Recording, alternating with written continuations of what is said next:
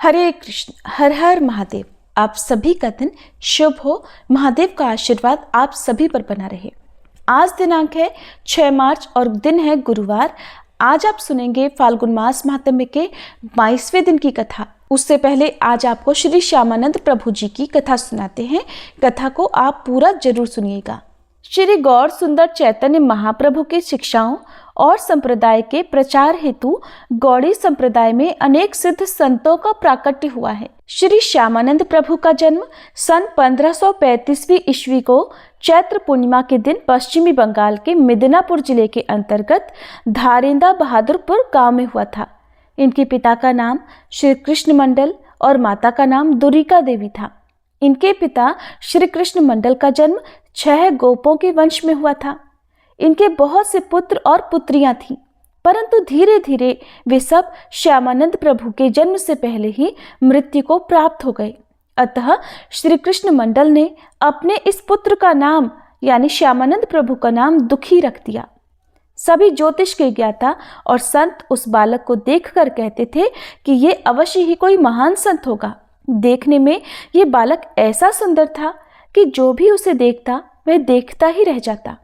धीरे धीरे बालक बड़ा हुआ और पिता ने उसे संस्कृत भाषा और शास्त्रों का अध्ययन कराने के लिए भेजा। बहुत ही कम समय में बालक को श्लोक कंठस्थ हो जाते और ऐसी तीक्ष्ण बुद्धि देखकर सभी विद्वानों को बहुत आश्चर्य होता था। बंगाल ओडिशा क्षेत्र में उस समय श्री गौरीहारी और नित्यानंद प्रभु के प्रभाव से सर्वत्र कृष्ण प्रेम और संकीर्तन की बाढ़ बह रही थी।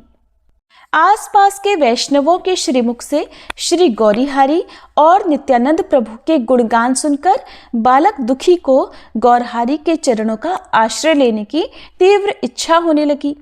बालक का मन सदा श्री गौर चरणों में लगा रहने लगा था। इनके पिता श्री कृष्ण मंडल भी भगवान श्री कृष्ण के भक्त थे। जब उन्होंने देखा कि बालक दुखी का मन नित्य श्री गौरीहारी और नित्यानंद प्रभु के नाम संकीर्तन और गुणगान करने में ही लगा रहता है, तब उन्होंने बालक से कहा, बेटा अब तुम्हें किसी अच्छे वैष्णव संत से मंत्र दीक्षा प्राप्त करके जीवन को सफल बनाना चाहिए। पिता की बात सुनकर बालक ने कहा, पूज्यपाद श्री हृदय चैतन्य प्रभु मेरे गुरुदेव हैं। वे अंबिका कलना में विराजते हैं। पूज्यपाद श्री गौरीदास पंडित उनके गुरुदेव हैं। श्री गौर सुंदर चैतन्य प्रभु और श्री नित्यानंद प्रभु सदा उनके घर में विराजमान रहते हैं। यदि आप आज्ञा देंगे पिताजी तो मैं उनके पास जाकर उनसे ही हरि नाम का प्रसाद ग्रहण करूं। पिताजी ने कहा, बेटा वो तो बहुत दूर है, तुम वहां कैसे पहुंचोगे? बालक बोला, पिताजी यहाँ आसपास के बहुत सारे लोग शीघ्र ही गौड़ देश को गंगा स्नान के निमित्त जाएंगे। जब वो जाने वाले होंगे मैं भी उनके साथ ही चला जाऊंगा। पिताजी ने बहुत सोच विचार करके अंत में बालक को जाने की आज्ञा दे दी। कुछ ही दिनों के बाद आसपास के लोग गौड़ देश में गंगा स्नान के लिए जाने लगे। बालक दुखी भी माता पिता का आशीर्वाद लेकर उनके साथ चल पड़े। रास्ते में नवद्वीप और शांतिपुर होकर वे अंबिका कलना में पहुंचे। वहां पहुंचने पर स्थानीय निवासी लोगों से श्री गौरीदास पंडित जी के घर का पता पूछा और वहां पर आ गए। श्री गौरीदास पंडित जी के घर पर श्री गौरांग महाप्रभु के मंदिर में बालक दुखी को श्री हृदय चैतन्य प्रभु के दर्शन हुए। उन्होंने चरणों में दंडवत प्रणाम निवेदन किया और हाथ जोड़कर खड़े हो गए। श्री हृदय चैतन्य प्रभु ने पूछा, बेटा तुम कौन हो? बालक दुखी बोला, मैं बहुत दूर धारेंदा बहादुरपुर ग्राम से आया हूँ। मेरा जन्म 6 गोपों के कुल में हुआ है। मेरे पिता का नाम श्री कृष्ण मंडल और मेरा नाम दुखी है। आपके श्री चरणों की सेवा मिले इसी इच्छा से मैं आपके पास आया हूँ। आप मुझ पर कृपा करें। बालक की मीठी वाणी सुनकर श्री हृदय चैतन्य प्रभु को बड़ा हर्ष हुआ। उन्होंने बालक को सेवा में अपने पास रख लिया। बालक बड़े प्रेम से गुरुदेव की सेवा किया करता था। श्री हृदय चैतन्य प्रभु ने फाल्गुनी पूर्णिमा के शुभ अवसर पर बालक दुखी को दीक्षा देने का निश्चय किया। श्री कृष्ण मंत्र का प्रसाद प्रदान करके गुरुदेव ने बालक का नाम दुखी कृष्णदास रख दिया। गुरुदेव की सेवा दुखी कृष्णदास बहुत अच्छी तरह से करते थे। नित्य नाम जप, संकीर्तन, हरि कथा का श्रवण, परंतु फिर भी उनको ऐसा लगता था कि कुछ अधूरा सा है। एक दिन उन्होंने श्री गुरुदेव से भारत के पवित्र तीर्थों की यात्रा करने की अनुमति मांगी। गुरुदेव की अनुमति देने पर वे 8 साल तक तीर्थों की सेवा करके 1562 में दुखी कृष्णदास अपने गांव पहुंचे और माता पिता के दर्शन किए। माता पिता के मन में पुत्र का विवाह कराने की इच्छा थी, जो उन्होंने दुखी कृष्णदास के सामने प्रकट की। दुखी कृष्णदास ने माता पिता की इच्छा से गौरांगी दासी नामक कन्या से विवाह कर लिया।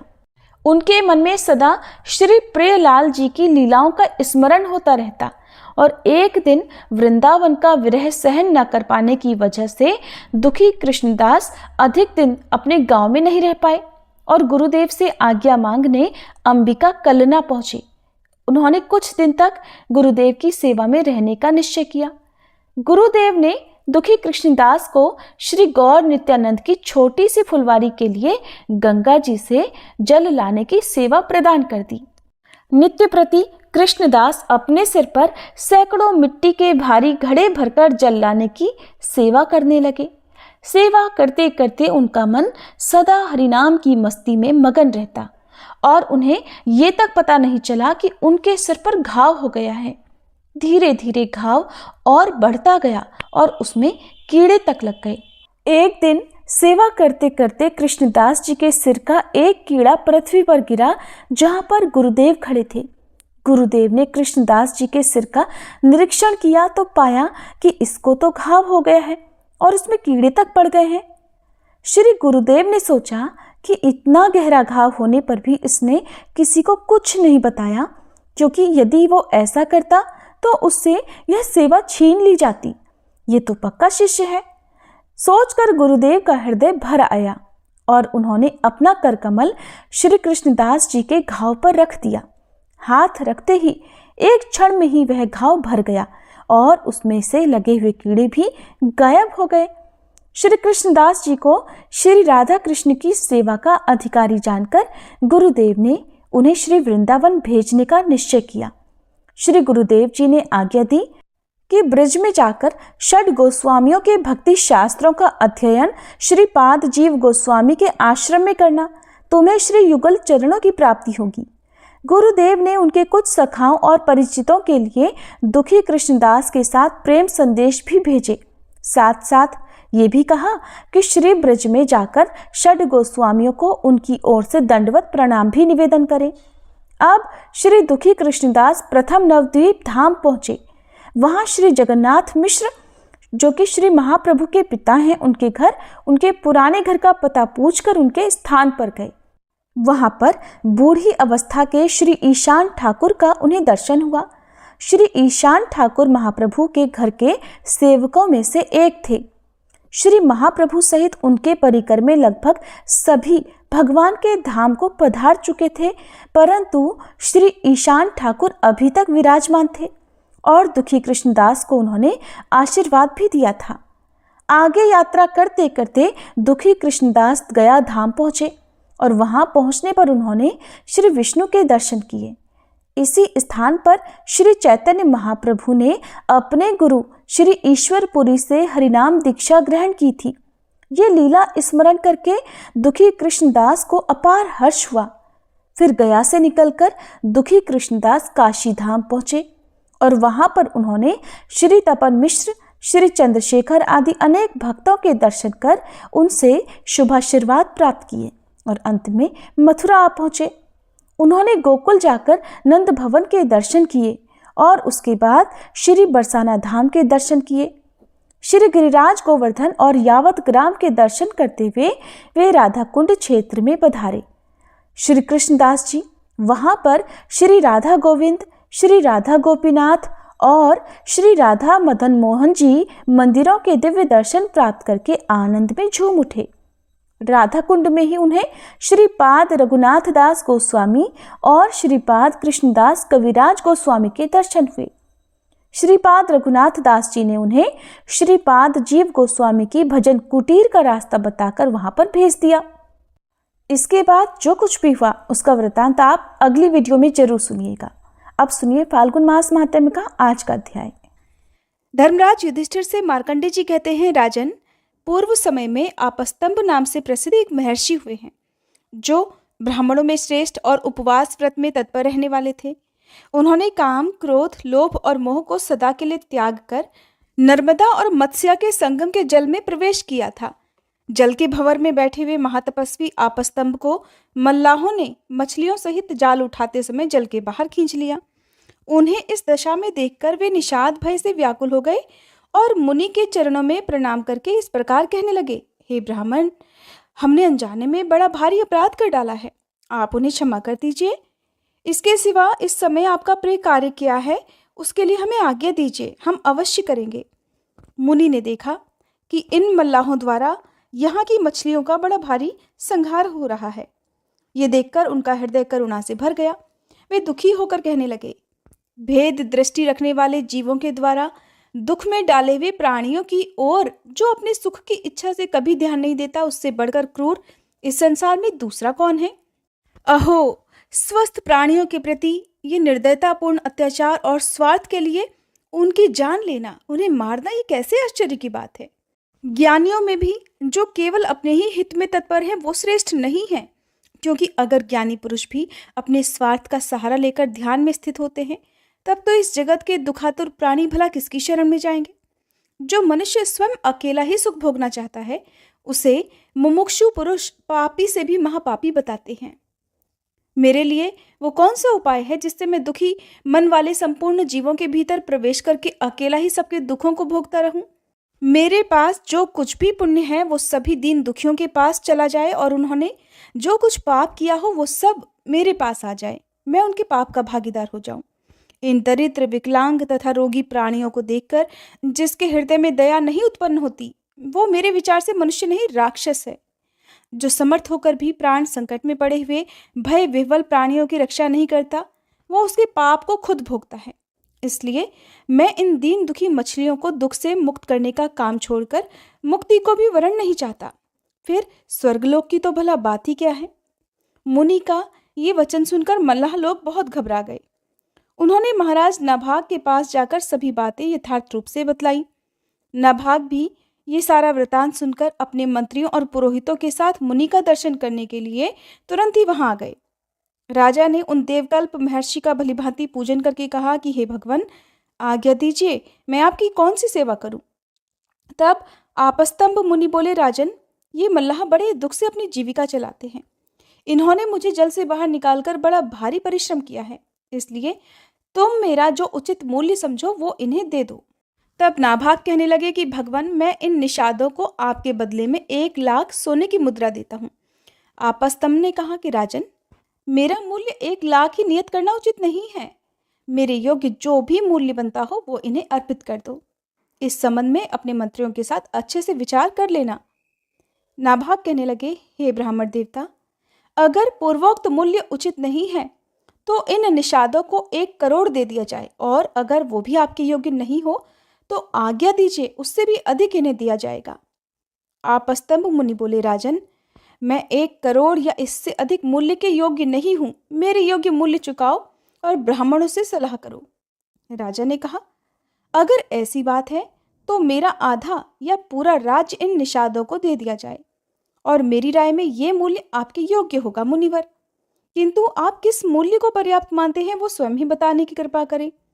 राजा की बात सुनकर कुछ देर बाद आपस्तंभ मुनि कहने लगे, राजन, तुम्हारा आधा या पूरा राज्य भी मेरे लिए उचित मूल्य नहीं है। मूल्य वो दो जो मेरे योग्य हो। समझ में नहीं आता हो तो ऋषियों के साथ विचार कर लो। महर्षि का ये वचन सुनकर मंत्रियों और पुरोहितों के साथ विचार विमर्श करते हुए धर्मात्मा राजा नाभाग बड़ी चिंता में पड़ गए। उसी समय संयोगवश महातपस्वी लोमश ऋषि वहां आ गए। उन्होंने नाभाग से कहा कि राजन, भय मत करो, मैं मुनि को संतुष्ट कर लूंगा। राजा बोले, महाभाग, अब आप ही इनका मूल्य बता दीजिए, नहीं तो ये महर्षि क्रोध में आकर मेरे परिवार, कुल, बंधु बांधव और समस्त चराचर त्रिलोकी को भस्म कर सकते हैं। फिर मुझ जैसे अत्यंत तुच्छ, दीन और विषयी मनुष्य की तो बात ही क्या है। लोमश ने कहा, महाराज, तुम उनका मूल्य देने में समर्थ हो। श्रेष्ठ ब्राह्मण जगत के लिए पूजनीय हैं और गौएं भी दिव्य और पूजनीय मानी गई है, इसलिए तुम उनके मूल्य के रूप में गौ ही दे दो। लोमश जी का ये वचन सुनकर राजा नाभाग मंत्री और पुरोहितों के साथ बहुत प्रसन्न हुए और बड़ी प्रसन्नता के साथ बोले, भगवान, उठिए उठिए, मुनिश्रेष्ठ, ये तो आपके लिए योग्यता मूल्य प्रस्तुत कर दिया गया है। आपस्तंभ ने कहा, अब मैं प्रसन्नतापूर्वक उठता हूँ। राजन, तुमने उचित मूल्य देकर मुझे खरीद लिया है। मैं गौओं से बढ़कर दूसरा मूल्य कोई ऐसा नहीं देखता जो परम पवित्र और पापों का नाश करने वाला हो। गौओं की सदा परिक्रमा करनी चाहिए और वे सदा सबके लिए वंदनीय हैं, पूजनीय हैं। गौएं मंगल का स्थान है, दिव्य हैं। स्वयं ब्रह्मा जी ने इन्हें दिव्य गुणों से विभूषित बनाया है। जिनके गोबर से ब्राह्मणों के घर और देवताओं के मंदिर भी शुद्ध होते हैं, उन गौओं से बढ़कर अन्य किसे बताएं।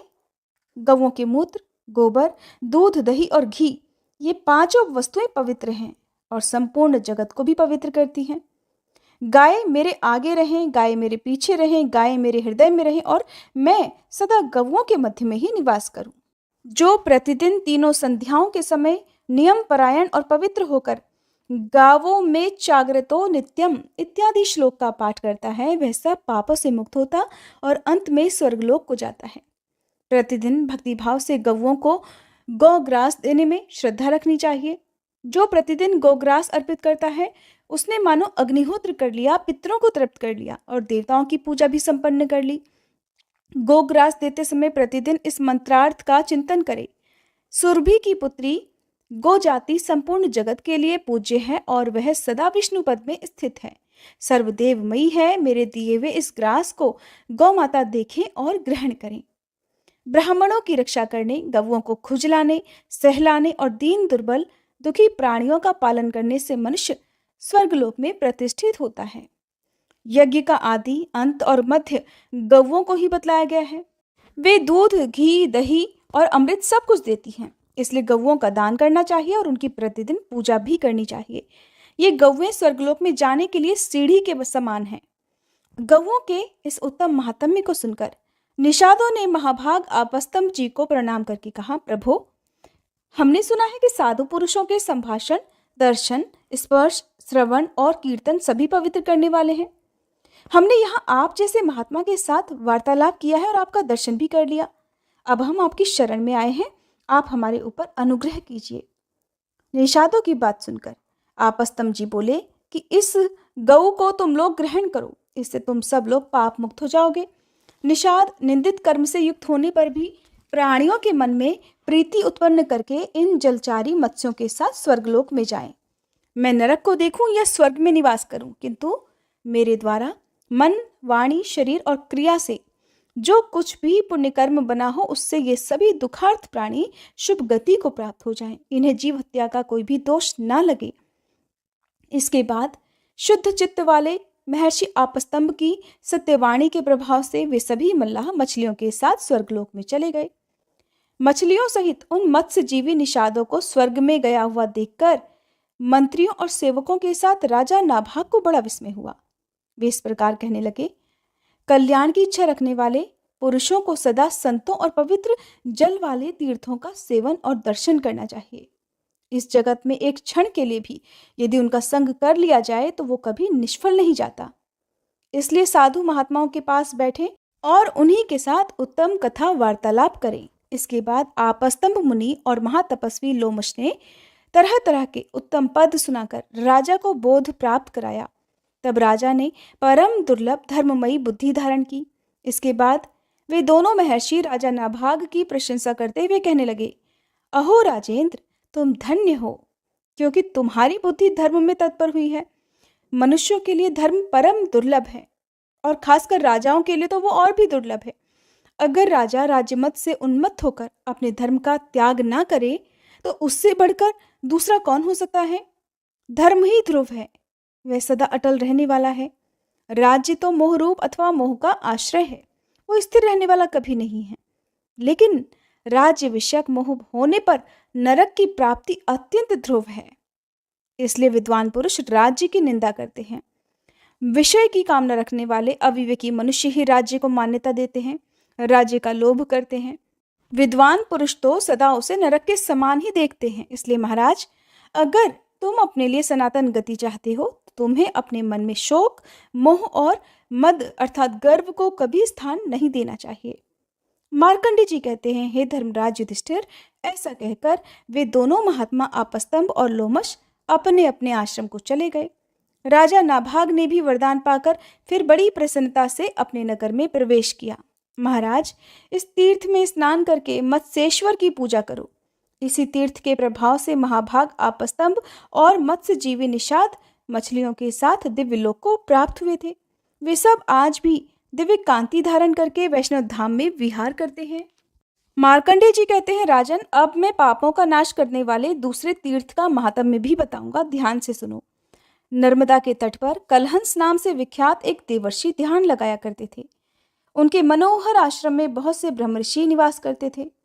वे शाक और मूल फल खाकर जप और ध्यान में तत्पर रहा करते थे। युधिष्ठिर, सभी प्राणियों के हित में संलग्न रहने वाले कलहंस जी भगवान शिव के ध्यान में स्थित होकर 15,000 वर्षों तक एक पैर से ही खड़े रहे। उनकी कठिन तपस्या और ध्यान निष्ठा से इंद्र को बड़ा भय हुआ और वे कुबड़े तथा नाटे ब्राह्मण का रूप धारण करके कलहंस के आश्रम पर गए। वहां पहुंचकर उन वृद्ध ब्राह्मण ने पूछा कि तपोधन, आप किस उद्देश्य से तपस्या कर रहे हैं? कलहंस ने हंसते हुए कहा, महाभाग, मैं आपको जानता हूँ। आप तो देवताओं के स्वामी देवराज इंद्र हैं, लेकिन मैं इंद्र पद नहीं चाहता, इसलिए आप इच्छानुसार राज्य कीजिए। आप मुझसे भय मत कीजिए। मैं महादेव जी की आराधना करता हूँ और किसी देवता की नहीं। महर्षि का वचन सुनकर देवराज इंद्र कहने लगे, महाभाग, आप मुझसे वर मांग लीजिए, जिससे आपको भगवान शंकर के दर्शन अवश्य ही प्राप्त हो जाएंगे। सुनकर कलहंस ने कहा, देवराज, मैं तो भगवान शंकर को छोड़कर और किसी भी देवता से किसी भी वरदान की याचना कभी नहीं करूंगा। उनके ऐसा कहने पर इंद्र संपूर्ण कामनाओं से संपन्न होकर वापस लौट गए। कलहंस की पराभक्ति को जानकर देवाधिदेव महेश्वर ने उन्हें अपने नीलकंठ त्रिलोचन स्वरूप का प्रत्यक्ष दर्शन कराया। महादेव जी का वो स्वरूप देखकर मुनिश्रेष्ठ कलहंस ने साष्टांग प्रणाम किया और इस प्रकार उनकी स्तुति की कि महादेव, आपको नमस्कार है। हे नीलकंठ त्रिलोचन, आपको नमस्कार है। आप कल्याण स्वरूप और परम शांत हैं, आपको नमस्कार है। हाथ में त्रिशूल धारण करने वाले हे महादेव, आपको नमस्कार है। सबको जन्म देने वाले भगवान शिव को नमस्कार है। जिनका दूसरा कोई स्वामी नहीं है, उन महेश्वर को बारंबार नमस्कार है। महादेव इत्यादि नामों से जिनकी स्तुति की जाती है, उन भगवान त्रिलोचन को नमस्कार है। कल्याण की प्राप्ति कराने वाले देवता शिव को नमस्कार है। हे पंचमुख शंभो, आपको नमस्कार है। हे महाशिव, आपको नमस्कार है। ब्रह्मा जी का लोक, वन और पाताल जिनका स्वरूप है और जिनके कंठ में नील चिन्ह शोभा पा रहा है, उन भगवान शिव को नमस्कार है। कली और काल स्वरूप आपको नमस्कार है। श्रीकंठ, नागेंद्र भूषण, आपका आधा शरीर उमा स्वरूप और आधा उमा वल्लभ रूप है, आपको नमस्कार है। आपके गुण तथा रूप अनंत हैं। आप सर्पों का यज्ञोपवीत धारण करते हैं, आपको बारंबार नमस्कार है। शब्द, स्पर्श, रूप, रस, गंध, बुद्धि, मन और अहंकार, ये 8 तत्व आपकी 8 मूर्तियां हैं। हे अष्टमूर्ते, आपको नमस्कार है। आप ही सूर्य, अर्यमा, भग, त्वष्टा, पूषा, अर्क, सविता, रवि, गभस्तिमान, काल, मृत्यु और प्रकाश करने वाले धाता, ये 12 आदित्य रूप हैं। पृथ्वी, जल, तेज, वायु और आकाश भी आप ही हैं। चंद्रमा, बृहस्पति, शुक्र, बुध और मंगल भी आपके ही स्वरूप हैं। आपको बारंबार प्रणाम है। ब्रह्मा, विष्णु आदि देवताओं को भी जिनका अंत नहीं मिलता, उन्हीं आप शिव की स्तुति संसार सागर में डूबे हुए प्राणियों में से कोई भी प्राणी कैसे कर सकता है? हे शूलपाणी, मैंने अज्ञान अथवा ज्ञान से जो कुछ भी अनुचित बात कह दी हो, उसके लिए मुझे क्षमा करें।